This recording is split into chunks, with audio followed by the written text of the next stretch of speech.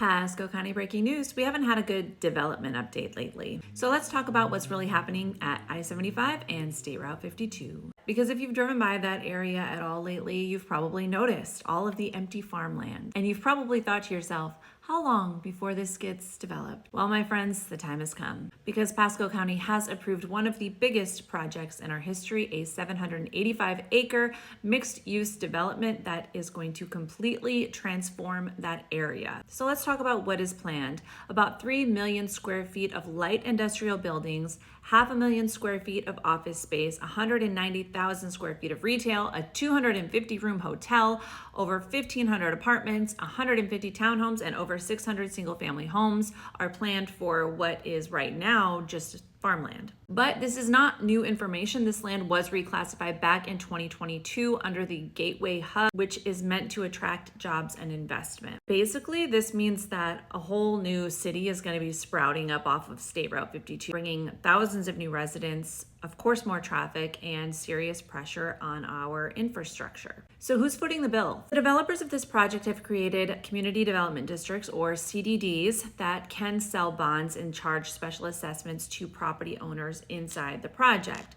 And those assessments are supposed to pay for the roads, the water, and the sewer lines.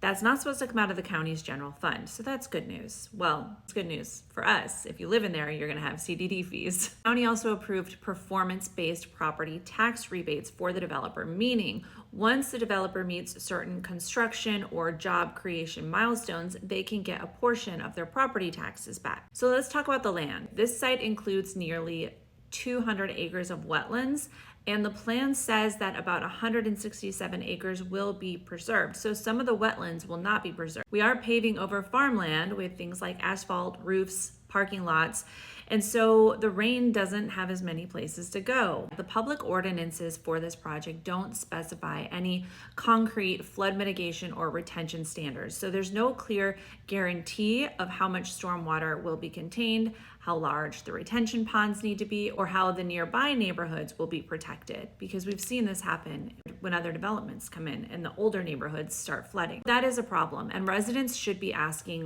where is the guarantee that stormwater won't overwhelm the existing neighborhoods? This project here is a good example of one of the reasons that I'm running for county commission, which is to help bring accountability, transparency, and smarter planning to decisions like this. If I had a say in this project, I would require detailed, enforceable flood mitigation plans before any rezoning got approved. Developers should have to prove in writing exactly how much water their site will hold, where the runoff will go. And I would also push in Pasco so that every impact study, like impacts on traffic, stormwater, environmental, would be made publicly available before these developments are voted on. They have officially broken ground on this project, so if there's anything else that I hear about it, I will let you know.